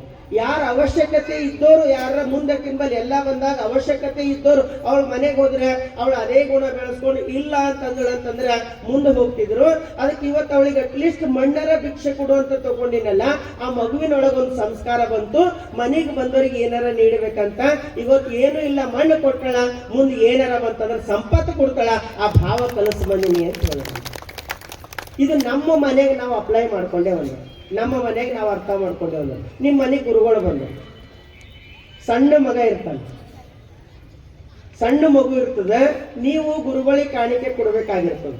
ನಿಮ್ಮ ಜೇಬಿನಾಗಿನ ದುಡ್ಡು ತೆಗೆದು ಮಗುವಿನ ಕೈದಾಗ ಕೊಟ್ಟು ಗುರುಗಳಿಗೆ ಕೊಟ್ಟು ಶಣ ಮಾಡು ಅಂತ ಹೇಳ್ತೀರಿ, ಅಂತೀರಿಲ್ಲ ನೀವು? ಯಾರು ದೊಡ್ಡವ್ರು ಕೊಡಲ್ಲ, ಮಕ್ಕಳ ಕೈದಾಗ ಕೊಡ್ತೀರಿ. ಯಾಕೆ ಕೊಡ್ತೀರಿ? ಮಗುವಿನ ದುಡ್ಡ ನಿಮ್ ದುಡ್ಡ? ನಿಮ್ಮದೇ ಹಣ ಅದ, ಆದ್ರೆ ಮಗುವಿಗೆ ಕೊಟ್ಟು ಶಣ್ಮಾಡ ಗುರುಗಳಿಗೆ ಅಂತ ಹೇಳ್ತೀವಿ. ಕಾರಣ ಏನದಂದ್ರೆ ನಮಗರಿವಿಲ್ಲದೇನೆ ಒಂದು ಮಗುವಿಗೆ ಸಂಸ್ಕಾರ ಕಲಿಸ್ತಾ ಇದೀವಿ. ಏನಂತಂದ್ರೆ ಇವತ್ತ ನಾನು ಕೊಡ್ತಾ ಇದ್ದೀನಿ, ದೊಡ್ಡವಾದ್ಮೇಲೆ ನೀ ಕೊಡ್ಬೇಕು ಅಂತ ಸಂಸ್ಕಾರ ಕಲಿಸ್ತಾ ಇದ್ದೀನಿ. ಇವತ್ತ ನಾ ಕೊಡ್ತಾ ಇದ್ದೀನಿ ಮಗು, ನನ್ನ ದುಡ್ಡು ನಿನ್ನ ಕೈ ಒಳಗೆ ಕೊಟ್ಟಿನಿ, ಆದ್ರೆ ಮುಂದೆ ಒಂದು ದಿನ ನೀನು ದೊಡ್ಡವಾಗಿ ನೀನು ದುಡ್ದಿರ್ತಕ್ಕಂಥ ಸಂಪತ್ತು ಸೇವೆಗೆ ಸಲ್ಲಬೇಕು ನೋಡು, ಈ ಸಂಸ್ಕಾರ ನಿನ್ನ ಒಳಗಿರ್ಲಿ ಅಂತ ನಮಗರಿವಿಲ್ದೇನೆ ಮಗುವಿಗೆ ಸಂಸ್ಕಾರ ಕೊಡ್ತಾ ಇದ್ದೀವಿ. ಮಗು ನಂಬಲ್ಲಿ ದುಡ್ಡು ತಗೊಂಡು ಗುರುಗಳಿಗೆ ಕೊಟ್ಟು ಶಣ್ ಮಾಡ್ತದ. ಅದೇ ಮಗ ಮುಂದೆ ದೊಡ್ಡವಾಗಿ ಡಾಕ್ಟರ್ ಇಂಜಿನಿಯರ್ ಏನೋ ಆಗಿ ಒಂದು ಒಳ್ಳೆ ಸ್ಯಾಲ್ರಿ ಕಮಿಸ್ಬೇಕಾದಾಗ ಇಂಥ ಕಾರ್ಯಕರ್ತರು ಮನೆಗೆ ಬಂದು ನಿಮ್ಮ ಮಗ ಬಹಳ ಚಂದ ಮಾಡ್ಲತ್ತನ್ರಿ, ನಮಗೊಂದಿಷ್ಟು ಸಹಕಾರ ಮಾಡ್ರಿ ಅಂತಂದ್ರೆ ಅವೇನ್ ಕೊಡ್ತಾನ್ರಿ, ನಾ ಕೊಡ್ತೇ ತಗೋರ ಅಂತ ಅವ 10,000 ಕೊಡೋ ಸಾಮರ್ಥ್ಯ ಇದ್ರು ನಾವು 2,000 ಕೊಡ್ತೀವಿ. ಯಾಕೆ? ಅಲ್ಲಿ ಮರೆಸ್ಲತ್ತಿದ್ವಿ, ಇಲ್ಲಿ ಕಲಿಸ್ಲತ್ತಿದ್ದೇವು, ಅಲ್ಲಿ ಮರೆಸ್ಲತ್ತಿದ್ದೇವು. ಯಾಕೆ ಈ ಮಾತು ಹೇಳ್ತಾ ಇದ್ದೀನಿ ಅಂತಂದ್ರೆ ನಮ್ಮ ಮನೆಗೆ ಎಷ್ಟು ಜನ ದುಡಿತೀವಿ, ಒಂದು ಪಾಲು ಸಮಾಜ ಸೇವೆಗಂತ ತೆಗೆದಿಕ್ಲಕ್ಕೆ ಹಚ್ಚಿದ್ರು. ಒಂದು ಪಾಲು ಇಷ್ಟು ದುಡ್ದಿವಿ ಅಂದ್ರೆ ಇದ್ರಾಗ ಒಂದು ಪಾಲು ಸಮಾಜ ಸೇವೆಗೆ. ನಮ್ಮ ಮಕ್ಕಳಿಗೆ ಸಂಸ್ಕಾರ ಕಲಿಸ್ತಾ ಹೋಗ್ಬೇಕು. ಒಟ್ಟು ಕೂಡಿಸ್ ಒಮ್ಮೆ ಕೊಟ್ಟರು ಪರವಾಗಿಲ್ಲ, ಆದ್ರೆ ಪ್ರತಿಯೊಬ್ಬರು ದಾಸೋಹ ಸಲ್ಲಬೇಕು. ಪ್ರತಿಯೊಬ್ಬರು ದಾಸೋಹ ಸಲ್ಬೇಕು. ಮನೆಗೆ ಎಷ್ಟು ಜನ ಕೆಲಸ ಮಾಡ್ತಾ ಇದೀವೋ ಪ್ರತಿಯೊಬ್ಬರದ್ದು ದಾಸೋಹ ಸಲ್ತಕ್ಕಂಥ ಭಾವ ಬರಬೇಕು. ಆ ಮಕ್ಕಳಿಗೆ ಆ ಭಾವ ಬಂತು ಅಂತಂದ್ರೆ ಎಲ್ಲೆಲ್ಲಿ ಅವಶ್ಯಕತೆ ಇದನೋ ಅಲ್ಲಲ್ಲಿ ಕೊಡ್ಲಿಕ್ಕೆ ಪ್ರಾರಂಭ ಮಾಡ್ತಾರೆ. ಅಲ್ಲಿ ಕೊಡ್ಲಿಕ್ಕೆ ಪ್ರಾರಂಭ ಮಾಡೋದಂದ್ರೆ ಸಮಾಜದಲ್ಲಿ ಕೆಲಸ ಮಾಡ್ಲಿಕ್ಕೆ ಬಹಳ ದೊಡ್ಡದಾಗ್ತದ. ಅದಕ್ಕೆ ಹೇಳ್ತಾರೆ ನೀಡುವ ಭಾವ ಕಲಿಸ್ಲಿಕ್ಕಾಗಿಯೇ ಬಸವಣ್ಣರು ಹೇಳ್ತಾರೆ, ಏನು ಬೇಡ್ತಾರೋ ಅದು ನೀಡ್ತೀವಿ. ನಮ್ಮೆಲ್ಲರಲ್ಲಿ ನೀಡುವ ಭಾವ. ಅದಕ್ಕೆ ಹೇಳ್ತಾರೆ ಬಹಳ ಚಂದ, ಆರಾಧನೆಯ ಮಾಡಿದರೆ ಅಮೃತದ ಬೆಳಸು, ವಿರೋಧಿಸಿದಡೆ ವಿಷದ ಬೆಳಸು, ಇದು ಕಾರಣ ಲಿಂಗ ಜಂಗಮಕ್ಕೆ ಅಂಜಲೇಬೇಕು, ಸ್ಥಾವರ ಜಂಗಮ ಒಂದೆಂದು ಅರಿಯದಿದ್ದಡೆ ಕೂಡಲ ಸಂಗಮ ದೇವ ಶರಣ ಸನ್ನಿಹಿತ. ಇಷ್ಟೆಲ್ಲ ಹೇಳ್ತಾರಂದ್ರೆ ಆರಾಧನೆ ಮಾಡಿದಡೆ ಅಮೃತದ ಬೆಳಸು, ವಿರೋಧಿಸಿದಡೆ ವಿಷದ ಬೆಳಸು. ನಾವು ಆರಾಧನೆ ಮಾಡಿದೆವು ಅಂದ್ರೆ ಅಮೃತ ಸಿಗ್ತದೆ, ವಿರೋಧಿಸಿದೆವು ಅಂದ್ರೆ ವಿಷದ ಬೆಳಸು. ವಿಷ ಅಂದ್ರೆ ಏನು? ಕೆಟ್ಟ. ಆರಾಧನೆ ಅಂದ್ರೆ ಪ್ರಾರ್ಥನೆ. ಅದಕ್ಕಾಗಿ ನಾವು ಯಾವಾಗ್ಲೂ ಕೂಡ ಹೆಂಗಿರ್ಬೇಕಂದ್ರೆ ಆರಾಧನೆ ಕಡೆ ಹೋಗ್ಬೇಕು ಅಂದ್ರೆ ವಿರೋಧಿಸ್ ಕಡೆ ಹೋಗ್ಬಾರ್ದು. ಯಾವುದೇ ಒಂದು ಒಳ್ಳೆ ಕಾರ್ಯ ನಡೀತಂದ್ರೆ ಇನ್ನ ನಡೀಲಿ ಅಂತಕ್ಕಂಥ ಭಾವ ಇರಬೇಕು, ಇದು ಹೆಂಗಾಗ್ತದೋ ಅಂತಕ್ಕಂಥ ಭಾವ ಇರಬಾರ್ದು. ಅದಕ್ಕೆ ಶರಣ ಹೇಳ್ತಾರೆ ವಿರೋಧಿಸಿದಡೆ ವಿಷದ ಬೆಳಸು, ಅಂಜಲೇಬೇಕು, ಸ್ಥಾವರ ಜಂಗಮ ಒಂದೆಂದು ಅರಿಯದಿದ್ದಡೆ. ಸ್ಥಾವರ ಜಂಗಮ ಒಂದೆಂದು ಅರಿಯದಿದ್ದಡೆ, ಪರಮಾತ್ಮನ ಸ್ವರೂಪನೇ ಜಂಗಮ ಅಂತ ತಿಳ್ಕೊಳ್ಳಿಲ್ಲ ಅಂತಂದ್ರೆ ಪರಮಾತ್ಮ ನಮ್ಮಿಂದ ದೂರ ಆಗ್ತಾನ. ಅದಕ್ಕಾಗಿ ನೀಡುವ ಭಾವ ಅದಲ್ಲ, ಅದು ಬಹಳ ದೊಡ್ಡದಿರ್ಬೇಕು. ಆದ್ರೆ ಏನ್ ಮಾಡರಿ, ನೀಡುವ ಭಾವಕ್ಕಿಂತ ನಮ್ಮಲ್ಲಿ ಬೇಡದೇ ಹೆಚ್ಚಾಗಿ. ನಾವು ಯಾವಾಗ್ಲೂ ಕೂಡ ದೇವ್ರ ಹತ್ರ ಹೋದ್ರ ಇಷ್ಟು ಕೊಡ್ತೀವಿ, ಇಷ್ಟು ಕೊಡು, ಇಷ್ಟು ಕೊಡು, ಪ್ರತಿಯೊಂದು ವ್ಯಾಪಾರೀಕರಣ. ಒಬ್ಬ ಗುರು ಇದ್ದನು, ಸ್ಕೂಲ್ನಾಗ ಒಬ್ಬ ಟೀಚರ್ ಇದ್ದನು. ಅವ್ನ ಗುಣ ಹೆಂಗಿತ್ತಂದ್ರೆ ಹುಡುಗರ ಕೈದಾಗಿಂದ ಕಸ್ಕೊಂಡು ತಿಂತೀನಿ, ಹುಡುಗರ ಕೈದಾಗ ಏನಾದ್ರು ಚಾಕ್ಲೇಟ್ ಬಿಸ್ಕೆಟ್ ಇತ್ತಂದ್ರೆ ಅದು ಕಸ್ಕೊಂಡು ತಿಂತೀನಿ. ಅಷ್ಟು ಜನ ಹೀನ ಮನಸ್ಸು. ಹುಡುಗರಿಗೆ ಅನಿಸ್ತಿದ್ವ ಭಾಳ ಕಾಟ ಕೊಡ್ಲಕ್ಕ, ನೀ ಶಿಕ್ಷಕ ಹೆಂಗಾರ ಮಾಡಿ ನೀವು ಬುದ್ಧಿ ಕಲಿಸ್ಬೇಕು ಅಂತ ವಿಚಾರ ಮಾಡಿ. ಹುಡುಗರು ಭಾಳ ಜಾಣ್ದಿರ್ತಾರೆ, ಹೆಂಗಾರ ಮಾಡಿ ಇವ್ರಿಗೆ ಬುದ್ಧಿ ಕಲಿಸ್ಬೇಕು ಅನಿಸ್ತು. ಒಂದು ದಿನ ಆ ಮಾಸ್ತರ್ ಸ್ಕೂಲ್ನಾಗ ಬರ್ತಾ ಇದ್ದನು, ಒಂದು ಹುಡುಗ ಒಂದು ತಂಗಿ ತಗೊಂಡು ಅದ್ರ ತುಂಬಾ ಹುಗ್ಗಿ ಮಾಡ್ಕೊಂಡು ಹೋಗ್ತೀನಿ, ಪಾಯಸ ಮಾಡ್ಕೊಂಡು ಹೋಗ್ತೀನಿ. ಪಾಯಸ ಮಾಡ್ಕೊಂಡು ಹೋಗಿನು, ಸರ್ ಎದುರು ಬರೋದು ನೋಡೋನು, ಸರ್ ನಮ್ಮ ಮನೆ ಪಾಯಸ ಮಾಡಿರಿ, ನಿಮ್ಮ ಕಡೆ ತಗೊಂಡು ಬಂದಿನಿ ಕುಡೀರಿ ಅಂತ ಕೊಡ್ತೀನಿ. ಅವ್ರಿಗೆ ಇಷ್ಟು ಖುಷಿ ಆಯ್ತು ಅಂದ್ರೆ ತಗೊಂಡು ಘಟ ಕುಡಿದು ಬಿಟ್ರು. ಅವ್ರಂದ್ರು ಅಲ್ಲೋ ನನಗೆ ನೋಡ್ರಿ ಎಲ್ಲ ಹುಡುಗರು ದೂರ ಓಡೋಗ್ತಾರೆ, ಕೈದಾಗಿನ ಕಸ್ಕೊಂಡು ತಿಂತೀನಂತ, ನೀ ಏನ್ ನನಗೆ ಇಷ್ಟೊಂದು ಪ್ರೀತಿಯಿಂದ ಒಂದು ತಂಗಿ ಪಾಯಸ ಮಾಡ್ಕೊಂಡು ಬಂದಿದಲ್ಲ, ನನಗೆ ಎಷ್ಟು ಪ್ರೀತಿ ಮಾಡ್ತಿ ಅಂದ್ರೆ ಆ ಹುಡುಗ ಅಂದನಂತ, ಸರ್ ನಿಮ್ ಪ್ರೀತಿ ಅವ್ರು ಇಲ್ಲ ಆ ಕಡೆ, ನಮ್ಮ ಮನ್ಯಾಗ ನಮ್ಮ ಮಮ್ಮಿ ಪಾಯಸ ಮಾಡಿವು, ನಾವ್ ಇನ್ನೇನು ಕುಡಿಯೋರೆ ಅಂತ ವಿಚಾರ ಮಾಡಿದೆವು, ಅದು ಬಡಿಸ್ಕೊಳ್ಳೋದ್ರೊಳಗ ಅದ್ರಾಗ ಒಂದು ಹಲ್ಲಿ ಕಾಣಿಸಿತ್ತು, ಅದ್ರೊಳಗೊಂದು ಹಲ್ಲಿ ಬಿದ್ದಿತ್ತು, ಚೆಲ್ಲಾಕ ಹಾಕರಿ ನೀವು ಹೆಂಗಾನ ಯಾವ ಕೈದಾಗಿ ನೀವು ಕೈಯಿಂದ ತಗೊಂಡು ತಿಂತೀರಿ, ಮತ್ತೆ ಇದು ಪಾಯಸನು ಕುಡಿತೀರಂದ್ರೆ ನಿಮ್ಮ ಕಡೆಯಿಂದ ತಗೊಂಡು ಬಂದಿದೆ ಅನ್ನ. ಸರಿ ಭಯಂಕರ ಸಿಟ್ಟು ಬಂತು. ಅದು ತಂಗಿ ತಗೊಂಡು ಜೋರಾಗಿ ಅವ್ನು ತಲೆ ಮೇಲೆ ಹೊಡ್ಲಿಕ್ಕೆ ಚಾಲು ಮಾಡು. ಆ ಹುಡುಗ ತಂಗಿ ಹೊಡೆದು ಬಿಡೋದಾದ್ಮೇಲೆ ಆ ಹುಡುಗ ತಂಗಿ ನೋಡಿ ಅಳ್ಳಾಕ್ ಚಾಲು ಮಾಡ್ತು. ಅವ್ರಂದ್ರು ಅಲ್ಲೋ ಈಗೇ ಅಂತ ಹೊಲಸಿ ತಂದು ಕೊಟ್ಟಿನಿ, ಮತ್ತೆ ಯಾಕೆ ಅಳ್ಳತ್ತೀನಿ ಹೊಡೆದ್ರ ಅಂತಂದ್ರೆ ಅವ ಅಂದನು, ಅಲ್ಲ ಸರ್ ನಾ ಅದ್ರ ಕಡೆಯಿಂದ ಅಳ್ಳತ್ತಿಲ್ಲ, ನೀವು ಹೊಡೆದಿರ ಅಂತ ಅಳ್ಳತ್ತಿಲ್ಲ, ಈಗೇನು ನೀವು ತಂಗಿ ತಂದಿದ್ರಲ್ಲ ಅದು ನಮ್ಮ ಬಾತ್ರೂಮ್ದಾಗಿಂದಿತ್ತು, ನೀವು ಹೊಡೆದ್ರ ಅದು ಹೊಡೆದು ಹೋಯ್ತು, ನಮ್ಮ ಮಮ್ಮಿ ಮನೆಗೆ ಹೋದ್ರು ಬಡಿತಾರೆ. ಇದು ಕಥೆ ಅಲ್ಲ. ನಾ ಯಾಕೆ ಹೇಳ್ತಾ ಇದ್ದೀನಿ ಅಂತಂದ್ರೆ ನಮ್ಮ ಭಾವ ಹೆಂಗಿರ್ಬೇಕಂದ್ರೆ ನೀಡುವ ಭಾವ ಇರ್ಬೇಕು, ಬೇಡುವ ಭಾವ ಅಲ್ಲ. ನಾವು ನೀಡ್ತಾ ಹೋದೇವು ಅಂತಂದ್ರೆ ಅದಕ್ಕೆ ಸಮಾಜದಾಗ ಯಾವಾಗ್ಲೂ ಕೂಡ ಒಂದು ಮಾತು ಹೇಳ್ತಾರೆ, ಬಿಚ್ಚಿಟ್ಟ ಜ್ಞಾನ ಹೊಳೆಯುತ್ತದೆ, ಮುಚ್ಚಿಟ್ಟ ಜ್ಞಾನ ಹೊಳೆಯುತ್ತದೆ. ಬಿಚ್ಚಿಟ್ಟ ಜ್ಞಾನ ಅಂದ್ರೇನು, ಪ್ರತಿಯೊಂದು ಜ್ಞಾನನೂ ಅದ, ದಾಸೋಹನೂ ಅದ, ನಾವು ಕೊಡ್ತಾ ಹೋದ್ರೆ ಅಂದ್ರೆ ನಮ್ಮಲ್ಲಿ ಹೆಚ್ಚಾಗ್ತಾ ಹೋಗ್ತದ. ಕುಡ್ಲಿಲ್ಲ ಅಂತಂದ್ರೆ ನಮಗೆ ಇರ್ಲಿ ಅಂತಂದ್ರೆ ನಾಯಿ ಹಾಲು ನಾಯಿ ಮರಿಗಲ್ಲದೆ ಪಂಚಾಮೃತಕ್ಕೆ ಸಲ್ಲದಯ್ಯ. ನಮ್ಮ ಸಂಪತ್ತು ನಾಯಿ ಮನೆ ಒಳಗಿಂದ ಹಾಲಾಗಬಾರ್ದು, ನಮ್ಮ ಸಂಪತ್ತು ಏನಾಗಬೇಕು, ದಾಸೋಹ ಸಲ್ಲಿಸ್ತಕ್ಕಂಥ ಸಂಪತ್ತಾಗಬೇಕು. ಅದಕ್ಕಾಗಿ ಶರಣರು ನೀಡುವ ಭಾವವನ್ನ ಕಲಿಸ್ತಾರೆ. ಹೇಳ್ತಾರೆ ಗುರು ಬಸವಣ್ಣನವ್ರು ಏನಂತಂದ್ರೆ, ಬಯಸಿದ ಒಡವೆಗಳನ್ನ ಅಡಿ ಇಡದಿರುವುದು ಭಾಷೆ. ಯಾರು ಏನು ಕೇಳ್ತಾರೋ ಅಡಿ ಇಡದೆ ಇಡ್ತಕ್ಕಂಥ ಭಾಷೆಯನ್ನ ಗುರು ಬಸವಣ್ಣವ್ರು ಕಲಿಸ್ತಾರೆ. ಅದಕ್ಕೆ ನಮ್ಮ ಭಾವನೂ ಕೂಡ ಅಂತ ಶರಣವರ್ತತ್ವದ ಆಗಬೇಕಾಯ್ತಂದ್ರೆ ನೀಡ್ತಕ್ಕಂಥ ಭಾವ ಆಗಬೇಕು ಅಂತಕ್ಕಂಥ ವಿಚಾರವನ್ನು ತಿಳ್ಕೊಳ್ತಾ ಇವತ್ತಿನ ದಿನ ಇನ್ನೊಂದು ವಿಶೇಷ ಪ್ರಕಟಣೆ ನಿಮಗೆ. ಯಾವಾಗ್ಲೂ ಕೂಡ ಇಷ್ಟು ದಿನ ನಾವು ಪ್ರವಚನ ಹೇಳ್ಕೊತ ಬಂದಾಗ ಒಂದು ಮಾತು ಹೇಳ್ತಾ ಇದ್ದಿದೆ, ಏನಂದ್ರೆ ನಮ್ಮ